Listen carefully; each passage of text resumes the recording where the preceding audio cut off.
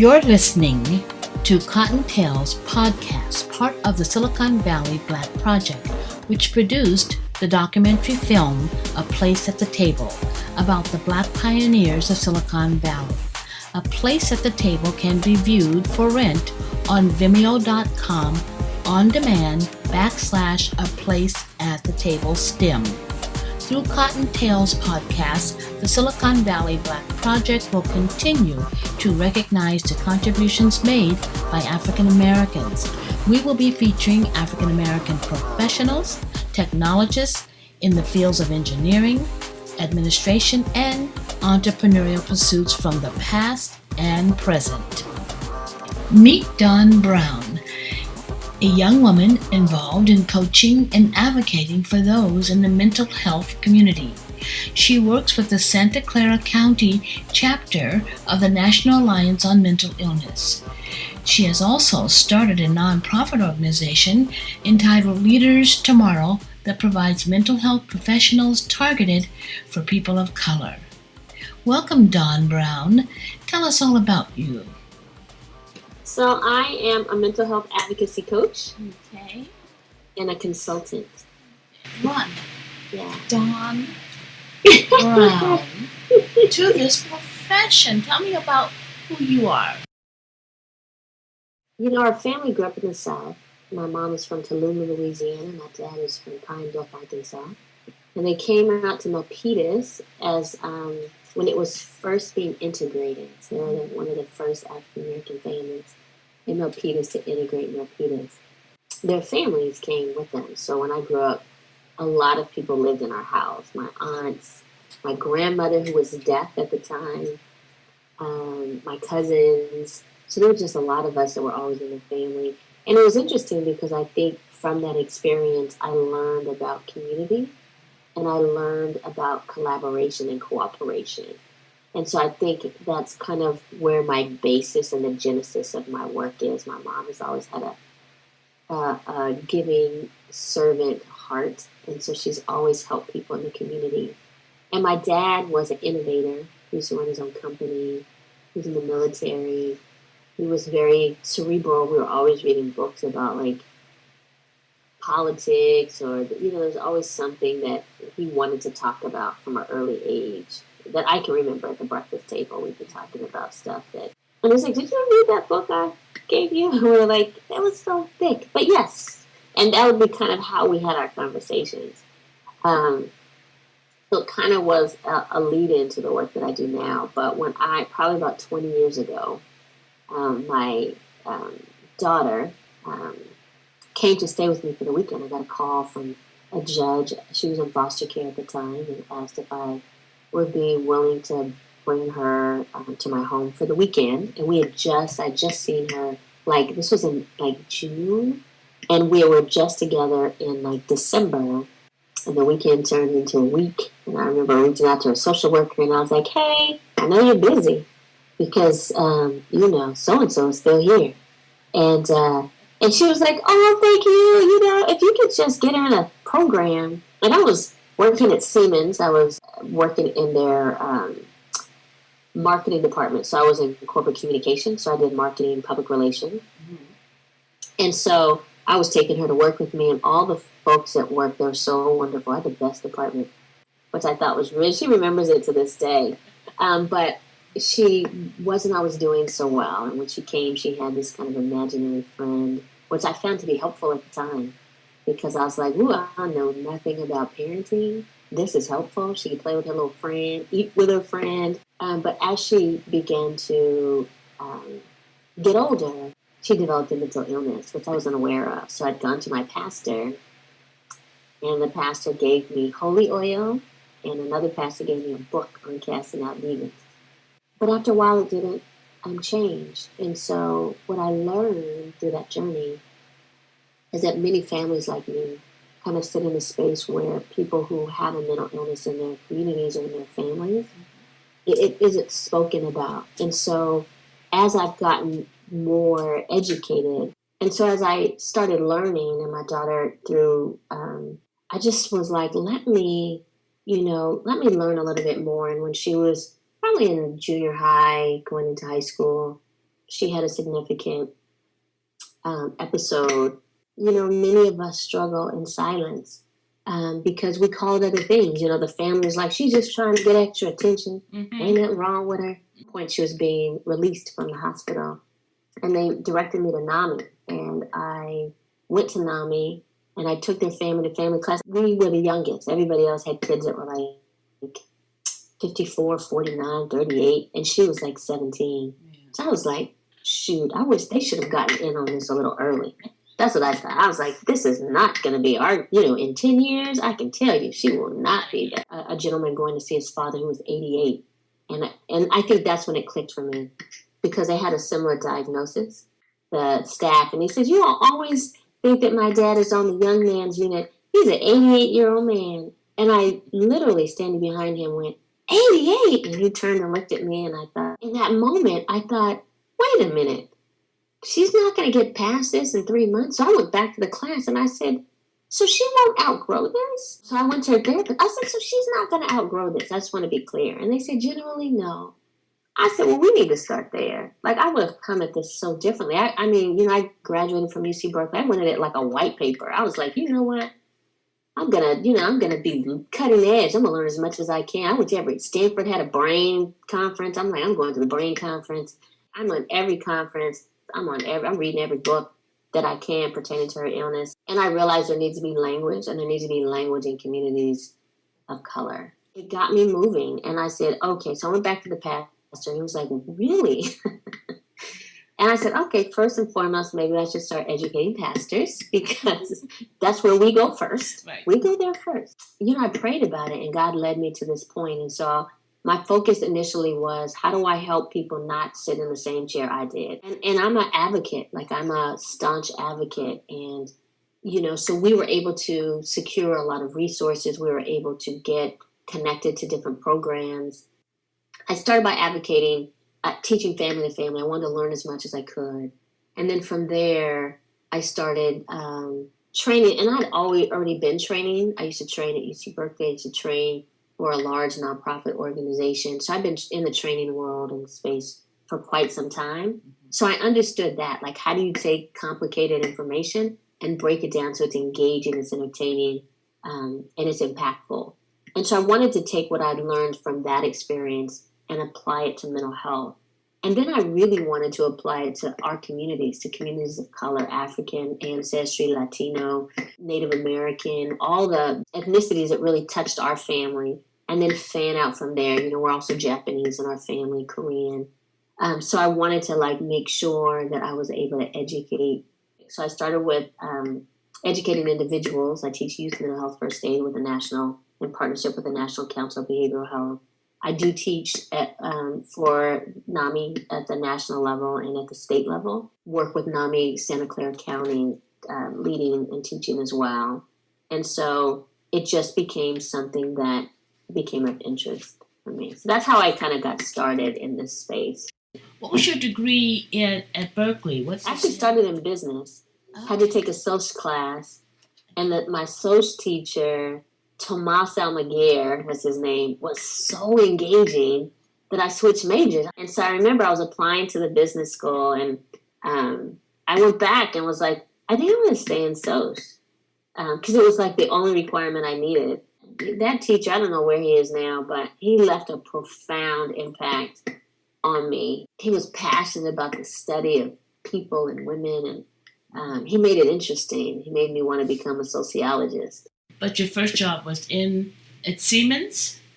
Siemens wasn't my first job, but I worked in the tech world. Siemens was probably like my second or third job. Okay. My first job was also in a tech company. It was around communication. You know, I always kind of landed in roles like guiding, leading, educating individuals. In my first role when I was young, this gentleman who sat next to me in this cubicle was in transition. He was a man who had been married for 40 or 50 years, who identified as a woman. And I remember the company was trying to find out what bathroom he used. And he and I became friends. And it was so new to me. I'd never experience or knowing anyone that was in the LGBTQ community. It wasn't like people are as open and honest as they are, right now. Especially in, in communities of color. Well, they probably they didn't feel as safe as they do now. Exactly. Mm-hmm. Through your life experience.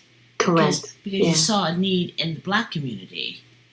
I saw a need in the Black community, for sure. So, but then we also put in there, did you start with Black ministers with this counseling of yours? Ministers in general. Okay. Ministers in general. Anyone who was in the faith community that I had come in contact with, I just started asking questions about how, people like me get connected to resources. And for some pastors, they were kind of innovative in that space. Others, were still getting to know about it. And I wanted to just share as much as I could with them. Yeah. It seems like you were bridging ancient beliefs versus modern technology in that, when people had mental illnesses, probably in, say, 50 to 100 years ago, it was looked at as demons being possessed, that type of thing. So that would be from the ancient beliefs based on the religious doctrines. As we began to understand that there was an illness involved, that the brain was literally ill, it was pretty hard for those ministers or those priests or whatever to let go of that power they had in their community, that they could cure these people of these demons. That's a big piece. I mean, it's a big piece of money for them, revenue, and it's also a big piece of just respect that the community would give them should they, by happenstance, be in the room when this quote-unquote demon leaves this person. Wow. Can you imagine what would happen with that church once the word gets out that this minister can destroy the demons? My goodness. So it was probably a great marketing tool. And I don't know if it was necessarily used in that sense. I don't think that they realized that just like dementia, just like Alzheimer's, our brain, it's a brain disorder. It impacts the brain, and we don't really think about it from that perspective because mental health is physical health. Everybody's mental health is on a continuum, period. And it is 1 in 5 individuals have a mental health diagnosis. It's 1 in 5 regardless. It's classless. You think about how we how we self-medicate. People self-medicate with drugs and alcohol, right? Wine or marijuana here and there. And I mean, there's 1 in 8 folks that are living in that space too. You're talking about, 19.7 million people. So there's a lot of individuals who sit in different buckets or different spaces that aren't sure why they're behaving the way they do. And it's really about education, because education and courage can really combat stigma. And we do that with people with cancer, right? People has a diagnosis of cancer, or even our loved ones who have a diagnosis of Alzheimer's or dementia. We become instant researchers. We go after that joint like, right? I mean, we're like, oh, there's just not enough information, right? We start calling people. Hi, is this Cancer Centers of America? Hi, is this Kaiser? What is your oncology department? It's like a whole integrated treatment plan. Yeah. But with mental illness, it is not. It's the only where we are asked to go it alone. I've never, in any other illness, you don't do that. But when it comes to mental illness and I get HIPAA laws, I'm hoping that by empowering individuals and families, we can start shifting some perspectives. People don't have to suffer. We can bring in qualified, brilliant clinicians, psychologists, psychiatrists. They're out there. I work with some. They're amazing. Mm-hmm. And we need to get them front and center. We need to throw, push them, lift them on our shoulders and push them over the fence, because the world needs to see who they are, because they help all of us. And, it's important. Well, with this conversation that we're having about defunding the police, defund, you've lost a whole plethora of people right there. Yeah. Right? I'm not an expert, so I don't know how else to say it for them, but if they had just been clear about maybe just reassigning funds, that type of thing, or redistributing the funds, might have been better. But, it doesn't matter. Sure. No matter what they say right now, it's going to be a political football. It is, yeah.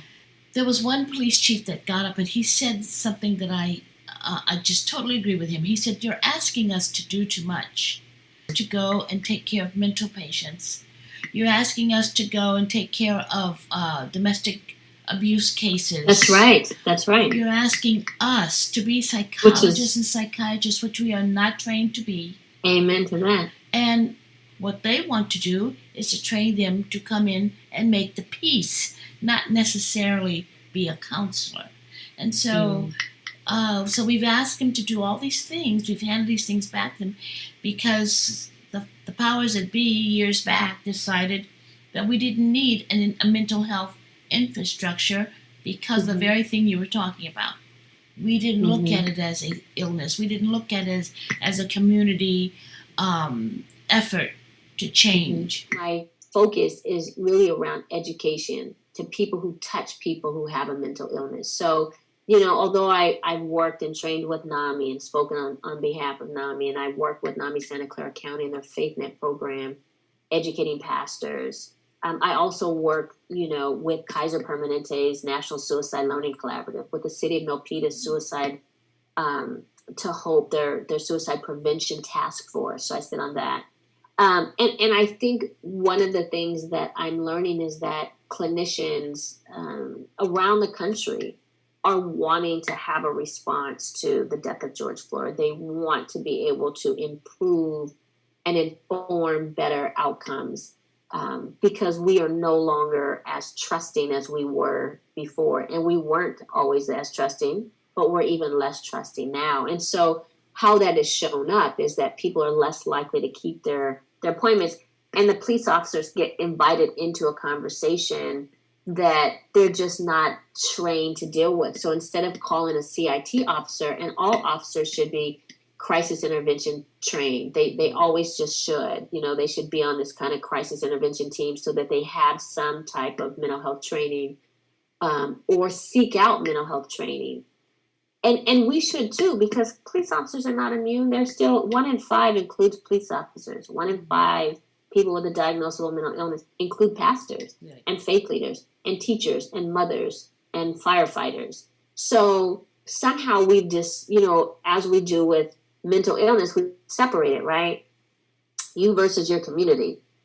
But people live in community. Firefighters, even if you're in a fire station, that's a community of brothers and sisters that are tasked with one role, right? Is to help make us safe in the way that you do that, putting out fires or responding to crisis in the community or in homes. So although it appears to be an extra burden, it really does help just create a better living condition for all of us. Because I talk with pastors who also have a mental health challenge, who are struggling with their own mental health challenge, executives, families, individuals, athletes. I mean, nobody is immune to it. So I think in the scheme of things, sometimes it feels like an extra burden, like, we're police officers or pastors. We're not psychologists. And I think from a perspective of NAMI, we don't want people to be psychologists. We want the psychologists to be psychologists. But I will say that as an individual who understands CPR, I don't call myself a doctor, but I do feel like if somebody is having some challenges, I could at least implement CPR. And I think we have to shift the way we think about mental illness in that same regard. As you were speaking about that we should have some tools to work with mental illness, no matter what our position is. I can remember an incident with my husband and I. We were downtown San Francisco waiting to go into a play, and this homeless man began to generally harass everyone that passed by. He was getting a little physical with people, and someone called the police. And I think because it was San Francisco, because of where it was located, they sent the right police. You could tell they had had some type of training to handle these mentally ill people who are wandering up the streets of San Francisco. Al and I were taken first of all, by surprise, pleasantly surprised. Now, the man did try to become physical during the process of them calming him down. He still showed some ability to fight back and aggression, right? And so that's when the other two stepped in.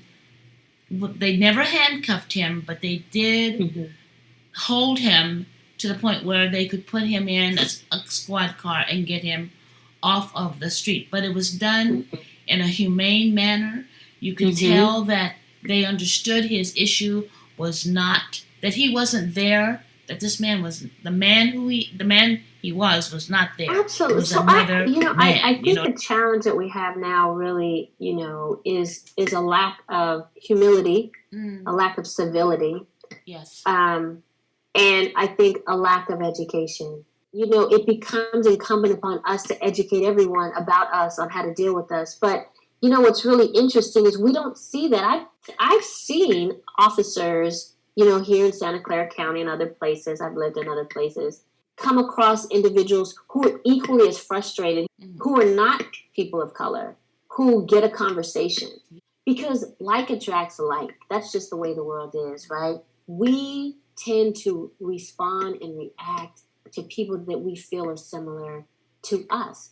In hiring practices, community engagement, there are people who speak to our spirit in ways that we're like, I'm comfortable around that person. I had a doctor, he had undergone a training, and he was surprised that part of the training, if you don't feel safe with somebody that comes into the hospital, then it's okay for you to call security or do all these things. This is how we're being indoctrinated, even in hospital settings. So if I come in and I'm frustrated, oh my gosh, I have a broken leg and I've been sitting here and blah, blah, blah.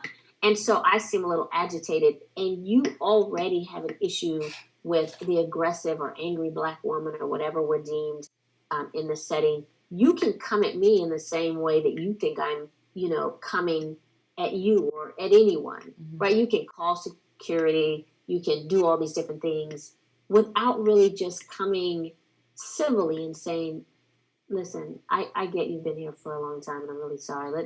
What seems to be the issue? The level of hate, the level of civil unrest maybe, but the level and the comfort of people being utterly disrespectful. I've seen grown-ups disrespecting children of different ethnicities.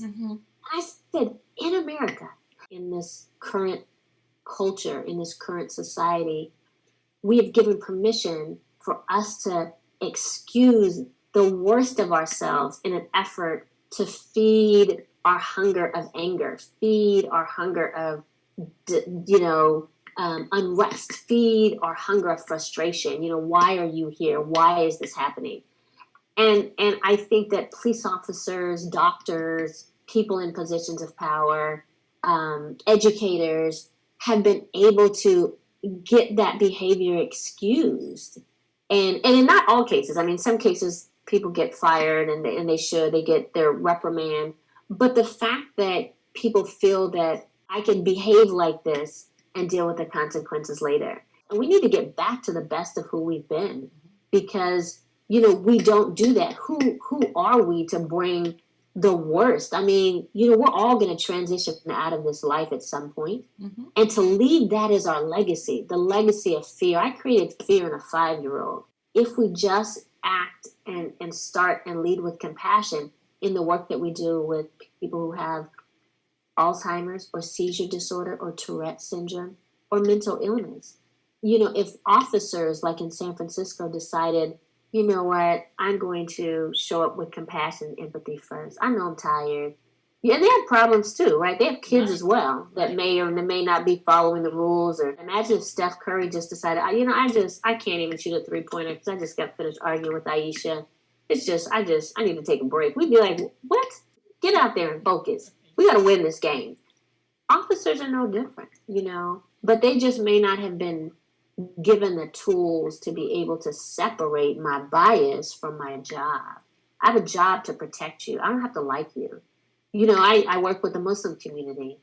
And they're like, we don't get to call the police officers all the time. They don't really work on our behalf.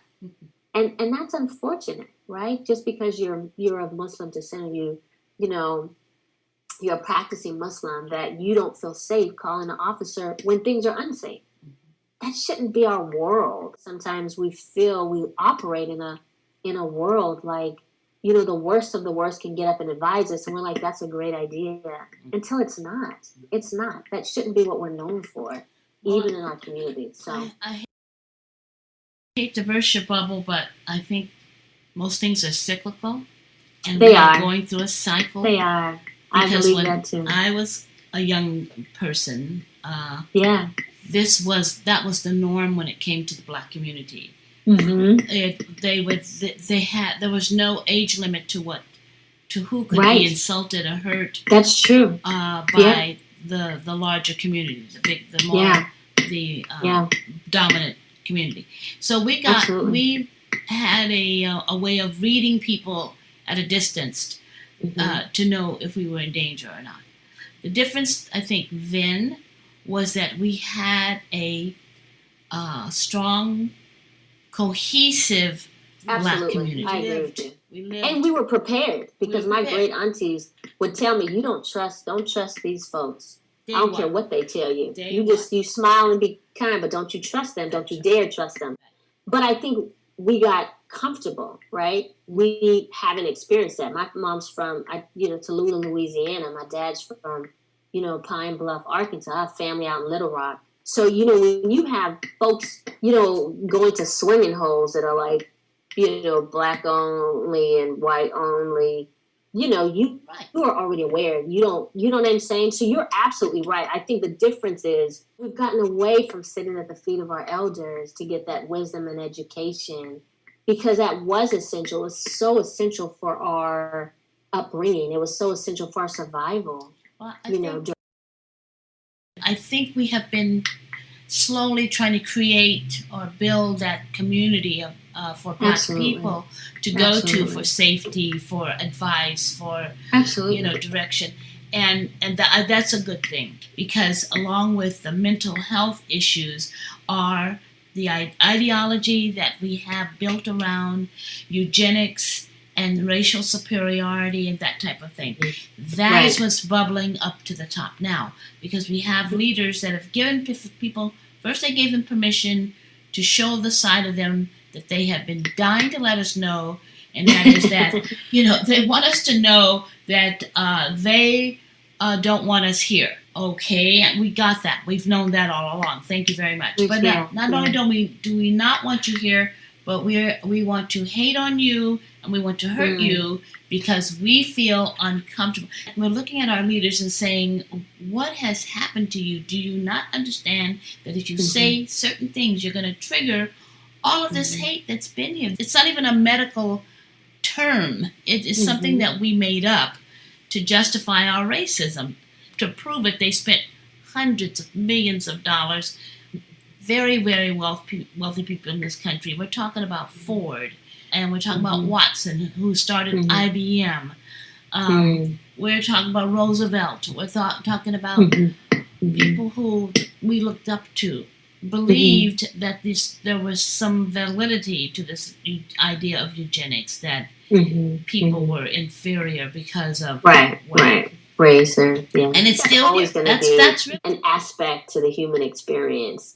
I just feel like that's just the case. I do believe, though, and I'm hopeful, that there are more people who don't believe that that's the way it should be than there are who believe it should be. Like, I think young people don't hang on to race the way that a lot of the older community does. When I talk to college students, they're just so intertwined, dating interracially, very open with their sexuality. They're just developing and blossoming into these amazing potential thought leaders that are really, I think it's incumbent upon us because we're all, we're getting older. It's the young people's time now. Yes. And so we want to kind of leave them with an opportunity to be compassionate and empathetic. And I think that there's so many who are interested in getting involved in some of the activities and learning. And they speak very openly about their mental health in the workforce. I think that companies going forward also need to be able to speak to and have services and programs, EAPs, the employee assistance programs, and a list of therapists that can speak and support their workforce, their young people, because young people have a very different approach to work than the elders. These young people, they switch roles so frequently. They're in startups, and then they're not, and then they're in roles, and then when they realize this company is not for the higher cause of humanity, is not giving back or equitable or racially sensitive, they're okay saying, thank you and good night. And so I think oftentimes we have to kind of consider that people are changing.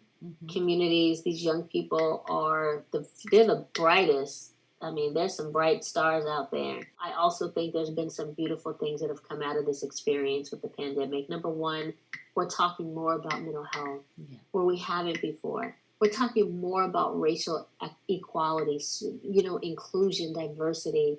And so when you talk about diversity and inclusion and creating a more equitable experience for everyone in your company or everyone in your organization, that's a beautiful thing. And so these experiences may not be as present as they are now. Not that people haven't been fighting for Black Lives Matter and diversity, equity, and inclusion. It isn't like these haven't been conversations and buzzwords for a while. I mean, I do DEI training as well. But nowadays, I think, given the current climate, we're more apt to talk about it, and especially mental health. And so I'm glad. I think that I agree with you that cycles repeat themselves.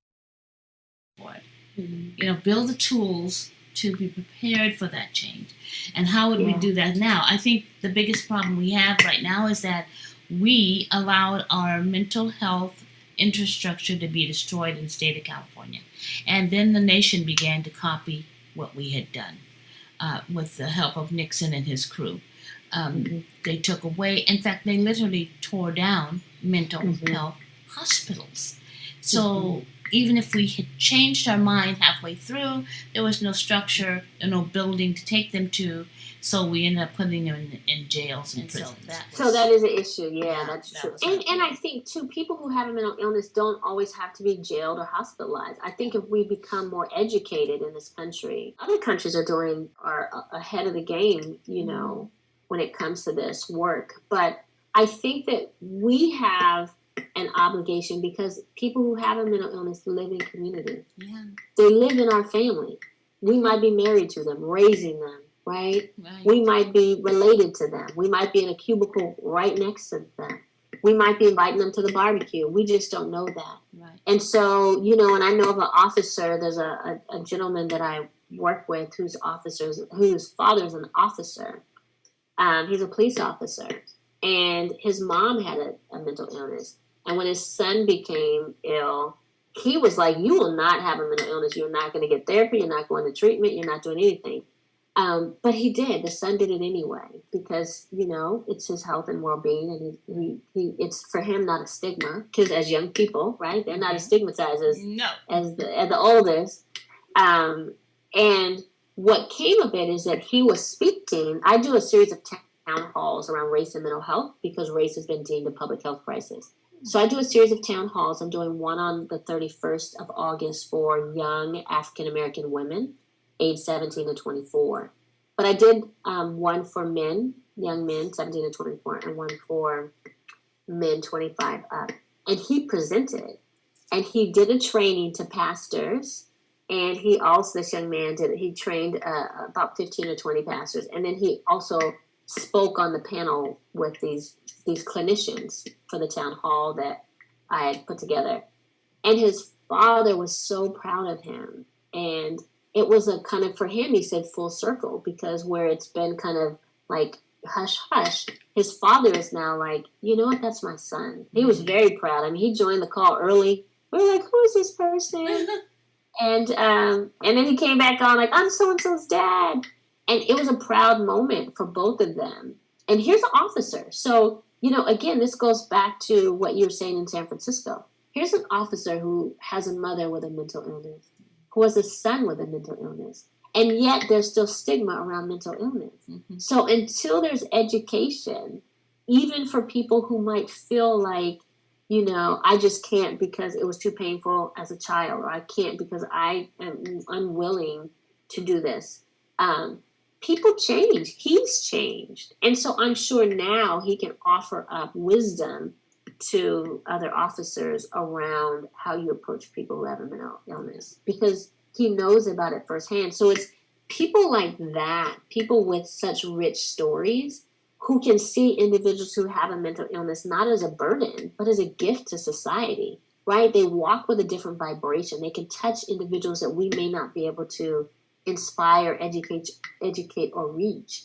And so I believe that people who have a mental illness, I don't think it's a bad thing. I believe it's a gift. I think everything that we have that allows us to touch different parts of humanity is a blessing. Yep, because the fact of the matter is we are here, and that in itself is a miracle. So, what is your view of the work of health advocates? Or do we have health advocates? Important for those that can really, help improve the quality of care and treatment.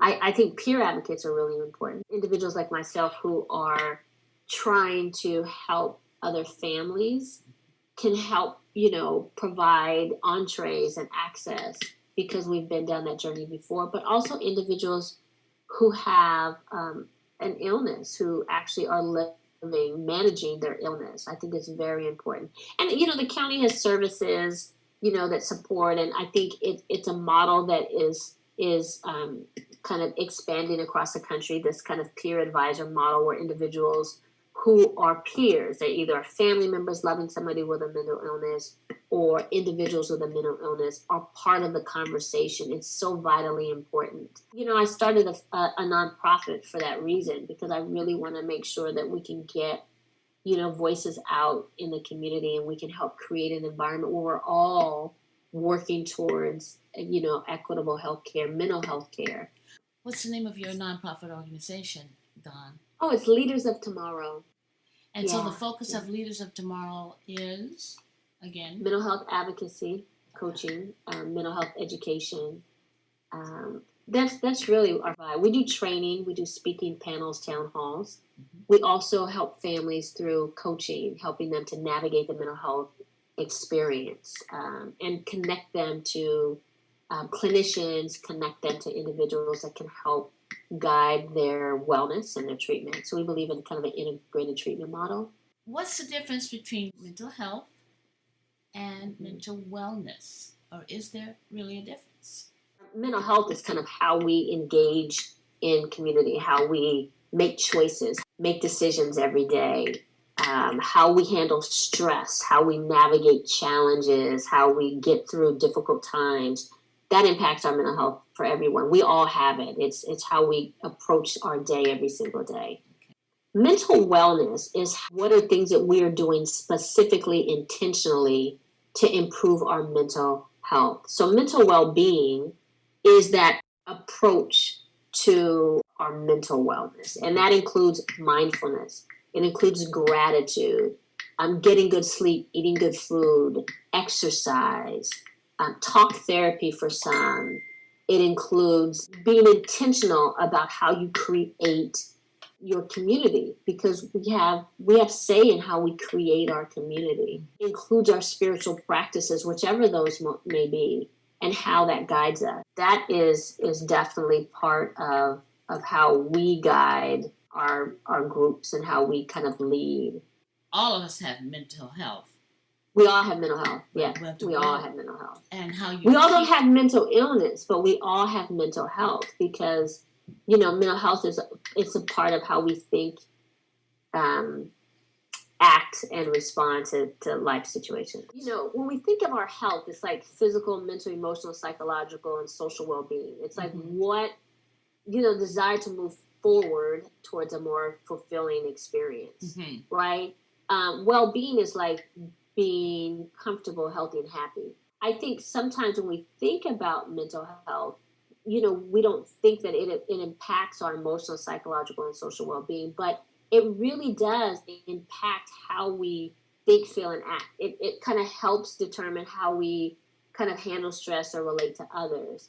And so when I think about mental well-being, it really is the ability for all of us to act in ways that enhance our ability to enjoy life and deal with the challenges that we face. And right now, it's even more so than it has been before. But it's kind of a positive sense of like emotional and spiritual well-being. And it includes like culture and equity and social justice, interconnectedness, our dignity, like how do we feel we're treated. And so that's kind of what, when we think about mental well-being, is what comes to mind. And then, when you think about mental illness, it's a brain condition and it affects our thinking, feeling, and moods. It's impacted by genetics, environment, and lifestyle. So, it isn't any different than heart disease. It's just like any kind of chronic condition. It has behavioral and biological components. So, there are different linking causes to mental illness, and they include, depression or anxiety, which more people have now, right? With change, people have more anxiety because we don't have an end date to COVID. We can't see our families. We're more isolated. Depression is starting to become an issue, right? We become, some of us catastrophize. Others of us, are just struggling to get up and get to the sink and brush our teeth. So think about the collective experience in humanity. It's part of how we move through this journey. And just being aware, like, what are signs and symptoms? How do I know when I'm not doing well? And I don't think we think necessarily about that so much. More than ever, we're just really in a very new experience. Some individuals are taking it as an opportunity to really address things that maybe they haven't addressed about themselves in the past. People learning new tasks and languages. They're trying to become more spiritually attuned and aware. People are really kind of joining in and trying to focus. And I think for us at NAMI, we try to educate. Our focus is education. And at Leaders, our focus is just to eliminate the barriers that prevent availability and access to quality mental health services to everybody. That's our focus at LOT. And we want everybody who comes in touch with our organization to feel valued, respected, and heard. And so that's what we do. Our focus, our mission is just to provide quality education and support and advocacy coaching to, individuals and communities. This is your nonprofit organization. That's what Leaders does, yeah. Because we want to be able to help folks who are dealing with isolation, stigma, and crisis that associated with mental illness. So, we want to improve communication, collaboration. We want to, help impact and maybe balance out some of the health disparities in communities locally, in communities of color, and in communities outside of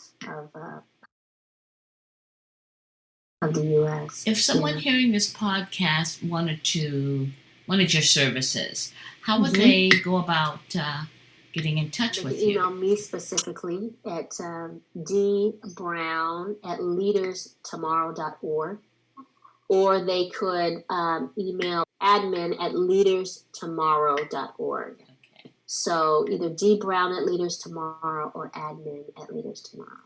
So before, we used to do just mental health advocacy coaching and training. So we just are in these two buckets. But now we're doing these town halls and cohorts. So we have partnered with Black Campus Ministries and NAMI and other universities around the country to provide these town halls for young people of color to talk about different issues of impacting their mental health in that particular community. And following those town halls, our agency is paying for 6 weeks free supported wellness cohorts. And so it's 6 weeks of a wellness cohort with a clinical, it's not therapy, but with somebody that is skilled in this space, usually one of the panelists. And so we're paying for that so that young people can get connected to services. Well, now you've been saying this word NAMI. Is that a acronym for? It is National Alliance on Mental Illness. So I work with the Santa Clara Chapter. I'm one of the team leads on an innovation grant to provide education for pastors in Santa Clara County. And so our leaders works with pastors outside of the county. So your first degree was it a technical degree? Did you then go and get an advanced degree in sociology? Or I did not, actually. I got a degree in sociology from Cal, and I am working now to, I'll probably go back to graduate school in this space. But I've just spent the past 20 years in the mental health space, just navigating and learning. Yeah. Let me tell you about Don Brown, mental health advocacy coach. Thank you so much for your time today. I appreciate it. Your conversation was enlightening. I'm hoping that people hear this and understand that mental health is something that we all should be striving for. Mental wellness are the things we do to keep that mental health. By the way, there was a young basketball player on TV this morning who stepped out. He wasn't doing well at the beginning of the game. He couldn't figure out why. And it turns out that he needed the crowd in the stadium. He was missing all of that. Yeah. He was having a terrible time at playing the game he loved. So he says on national TV, I went and got help. I talked to the team psychiatrist, and we have worked it out. I've worked it out, and I'm better. That's perfect. Wasn't it? And this is a young African-American man. Oh, if you get his name, I want to reach out to him. I know. I wish I could. I'll try to get it. That's what we need, is we need people to say, and if you know of any companies that are willing to donate, we're a 501c3, and our focus right now is to get young people connected to mental health services as much as we can. And so we're in the process of writing grants. But if you know folks, a lot of churches, we've probably raised right now almost $3,000 from churches who have been giving us resources for our town hall cohorts. The town hall themselves, we don't pay any of the clinicians, but we do pay them for their time for 6 weeks with the young people, or the men or women, because a lot of folks right now want just African American clinicians, or they want, especially the young people. And so there are people who are very much involved with making sure now, especially young people, that their clinicians reflect their identity and ethnicity. So, if you know of companies that you come across that, or individuals that are willing to donate to that, we want to make this a national thing where people can call in, and it's usually a cohort of 3 to 5 people. We try to keep it small for the sake of support. And we're growing our list as well of clinicians. We have about 10 African American clinicians and psychologists that are doing this work with us. And so 5 men and 5 women. Fabulous. Yeah, it is really. We're blessed, and we get referrals every day that we vet and see if we can get them on board. But so right now we're doing a fundraising push, and so if you know of any companies or individuals, please connect us. Yeah. Thank you again for your time. I really, really appreciate it. You're very welcome. All right, sister. Thank you so much. Thank you. All right, take care. Bye-bye. Thank you, Dawn, for your informative talk on mental health and mental wellness services, in particular for our young people that are seeking clinical help from someone that looks like them. And thank you for listening.